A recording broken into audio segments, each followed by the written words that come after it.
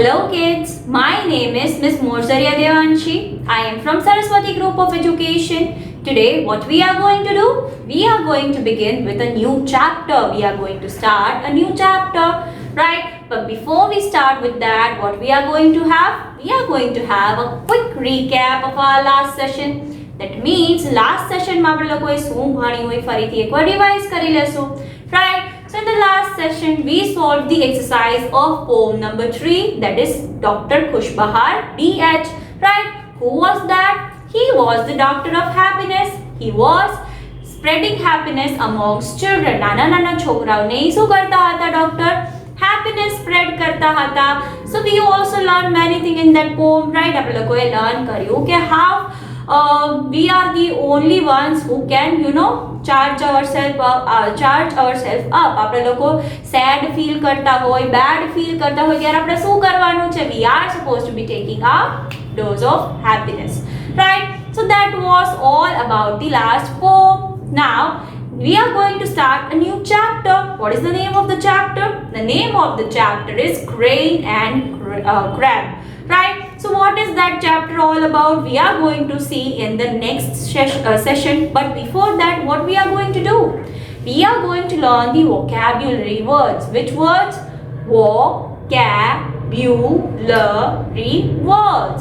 Why is it important to learn so? ये આપણે શું કામ learn કરવા જોઈએ?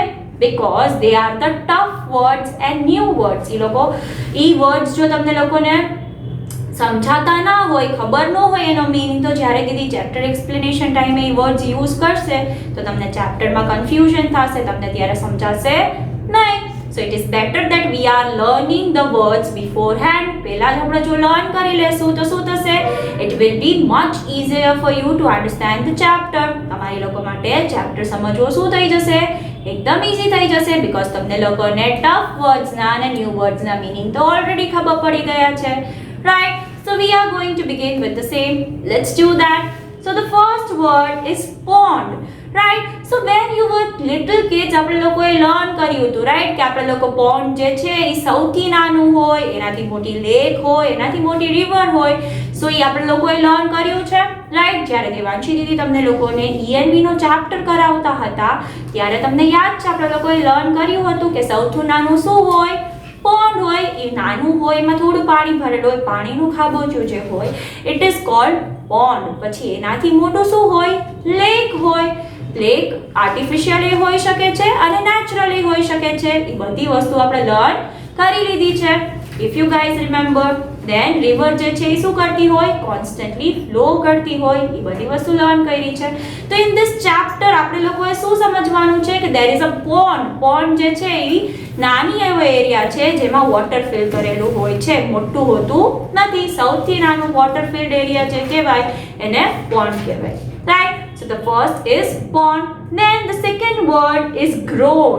Grown means grow કરવું, મોટું થવું. In terms of size and age, આપણે લોકો જેમ જેમ ધીમે ધીમે મોટા થાય, that means you are growing up, right? તમે લોકો જો તમારા બેબી પિક્ચર્સ જોશો, મમ્માને કહેશો કે મને મારા બેબી પિક્ચર્સ બતાવો, તો તમે એમાં સાવ નાનું નાનું બેબી હશો, તો હવે તો તમે લોકો મોટા થઈ ગયા.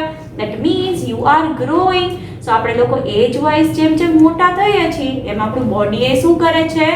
ગ્રો કરે છે, રાઈટ? તો ગ્રો કરવું મીન્સ મોટું થવું સાઇઝથી અને એજથી બી, right? Then the next word is catch. Now what do we mean by catch? તમે લોકો તમારા ફ્રેન્ડ્સ સાથે પકડમપટ્ટી રમતા હશો, રાઈટ? પકડમપટ્ટી તો રમતા જ હશો. તમે રમો ત્યારે જો તમારે તમારા ફ્રેન્ડને આઉટ કરી લ્યો, that means you are catching your friends. You are તમે આઉટ કરો છો. પછી તમે બેટ બોલ રમતા, ક્રિકેટ રમતા હોય ત્યારે તમે બોલ જો કેચ કરી લ્યો, દેટ મીન્સ તમે એને પકડી લ્યો છો. To make to hold someone, to catch it, તમે લોકો એને કેચ કહો છો, રાઈટ? પકડી લેવું ઇન ધ સેન્સ ને કેચ કર્યું કહેવાય. I hope you understand the meaning with the context of game. ગેમની દીદીએ એક્ઝામ્પલ આપ્યો તો તમને લોકોને મીનિંગ હવે આઈડિયા આવી જ ગયો હશે, I hope. Then the next word is enough. Enough means જરૂર પૂરતું. જેટલી આપણને જરૂરિયાત હોય એના પૂરતું જો આપણને લોકોને મળી જાય, that means we are having enough. તમે લોકો જ્યારે એકવાર કંઈક થાય તો મમ્મા કે ઇનફ નાઉ, ડન છે, તો હવે આનાથી વધારે કરવાનું નથી, ધીસ ઇઝ જેટલી જરૂરિયાત હતી એટલું ડન છે. તમને લોકો ફૂડ ખાતા હોય તો મમ્મા ઘણીવાર કહે ને બસ હવે આનાથી વધારે નથી ખાવાનું, 1 ચોકલેટ પર ડે. સો એ શું થઈ ગયું, રિક્વાયરમેન્ટ પૂરતું જ છે, એનાથી વધારે હવે કરાય નહીં. સો રિક્વાયરમેન્ટ પૂરતું, જરૂર પૂરતી જ વસ્તુઓ કરી એને શું કહેવાય, enough, right. Then the next word is die. Die means not living anymore. જે વસ્તુ હવે હજી લિવિંગમાં નથી, જીવતી નથી, શું છે, die, right. Then the starvation. What do we mean by starvation?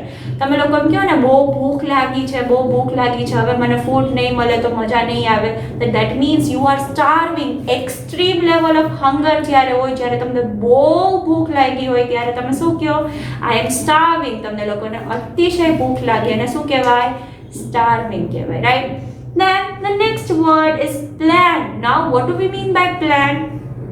Okay, તો plan is a pre-decided thing, pre-decided course of action. આપણે લોકો છે ને ડિસાઈડ કરીને રાખીએ, આપણે દીદી એમ કે કાલે આપણે એક્ટિવિટી કરવાના છીએ તો એ ડન છે, પ્લાન કરીને રાખ્યું છે કે કાલે આપણે આ જ કરશું. સો પછી ઇમ્પ્લિમેન્ટ કરી આપણે એ વસ્તુઓ કરીએ છીએ. તો પ્લાન કરવું મીન્સ માઇન્ડમાં વિચારીને રાખવી એક્શન કે આપણે હવે આ એક્શન કરવાના છીએ, આપણે હવે આ વસ્તુઓ કરવાના છીએ, right. Then the next word will be sad. Now, what do we mean by sad? When we are not feeling good, when we are not feeling okay, when we are not feeling happy, what do we feel? We feel sad. આપણને ના ગમતું હોય તો આપણે કહીએ ને I'm feeling sad, I'm not happy. Okay? So sad means a feeling જેમાં આપણને સારું ફીલ થતું હોય નહીં, right? Then the next word is disappear. Disappear means ગાયબ થઈ જવું, ના દેખાવું. કઈ વસ્તુ જો આપણને ના દેખાતી હોય તો આપણે શું કહીએ, it disappeared. It is not in appearance. હજી આપણને દેખાતી, હવે એ આપણને દેખાતી નથી, right. So then the next word is joking. Now make fun, make a crack joke, that means joking, મસ્તી કરવી એને શું કહેવાય, જોક કર્યો કહેવાય, right. Then the next word is afraid. Now afraid means what? Afraid means બીક લાગવી, a feeling of fear, જેમાં આપણને ડર લાગતો હોય, right. Some people are afraid of dark, some people are afraid of dog. Dog થી બીક લાગતી હોય, અંધારાથી બીક લાગતી હોય, that means you are afraid of him. તમને લોકોને તમને એનાથી શું લાગે છે, બીક લાગે છે, right. Then the next word will be huge. Now what do we mean by huge? Huge means very big. Huge means very big. જ્યારે કઈ વસ્તુ બહુ મોટી હોય તો આપણે એને શું કહીએ, હ્યુજ કહીએ છીએ, રાઈટ. એલિફન્ટ જે છે એ શું છે, હ્યુજ છે. એન્ટ શું છે, સ્મોલ છે, ટાઇની છે, right. Then the next word is brilliant.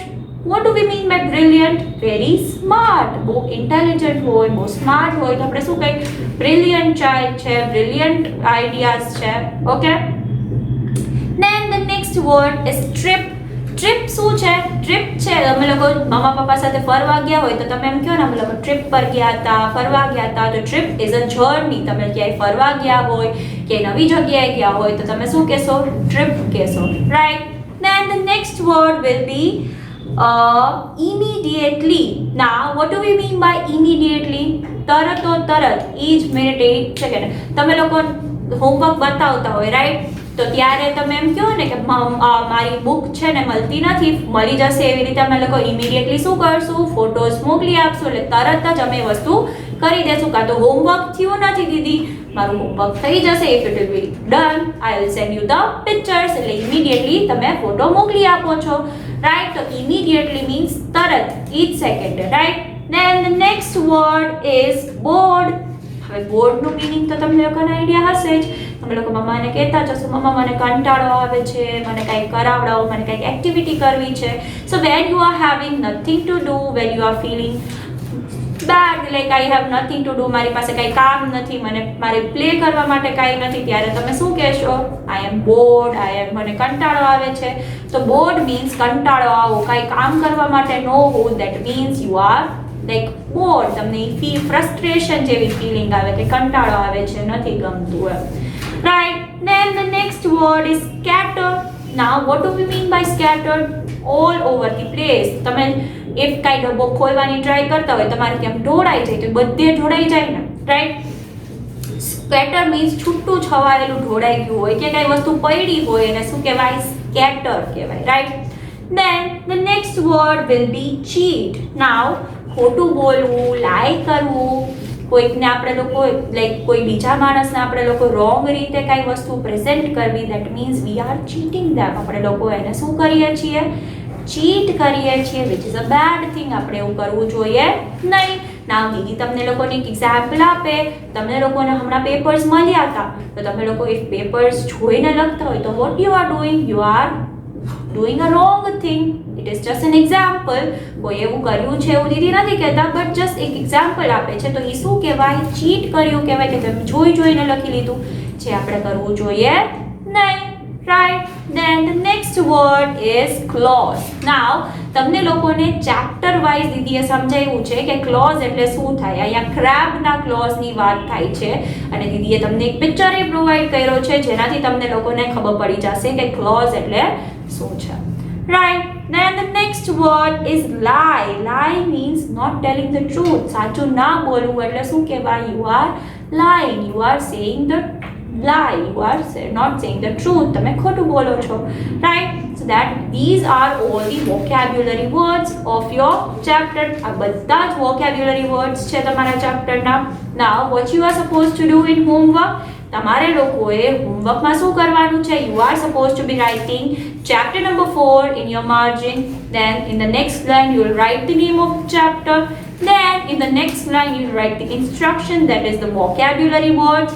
Then you will give the numbers, તમે numbers આપશો અને words લખશો. Remember the first letter should be capital. તમારા first letter જે છે એ capital હોવા જોઈએ, right? and દીદી તમને લોકોને શું કહે છે કે તમારે લોકોએ તમે words લખો છો, that is compulsory, that is the homework which you are supposed to be doing without fail. but તમારે લોકોએ વર્ડ્સ યુઝ કરીને સેન્ટેન્સીસ બનાવવાની પ્રેક્ટિસ કરવાની છે. You should also make sentences out of those words. તમે કેની હેલ્પ લઈ શકો છો? ટેક્સ્ટ બુકની એ હેલ્પ લઈ શકો છો.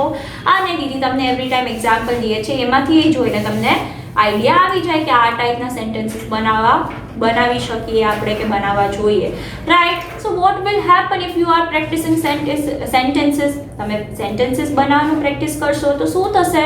તમારી લેંગ્વેજ જે છે એ સારી થશે અને તમારે શું થશે? વર્ડ રેકગ્નિશન વધશે, તમને લોકોના વોકેબ્યુલરી જે છે એ શું થશે? ડેવલપ થશે, right. So let S C the word example, like sentence examples using word. આપણે વર્ડ યુઝ કરીને કયા સેન્ટેન્સ બનાવી શકીએ છીએ એ જોશું. તો pond is smaller than river. river થી pond શું હોય છે? નાનું હોય છે.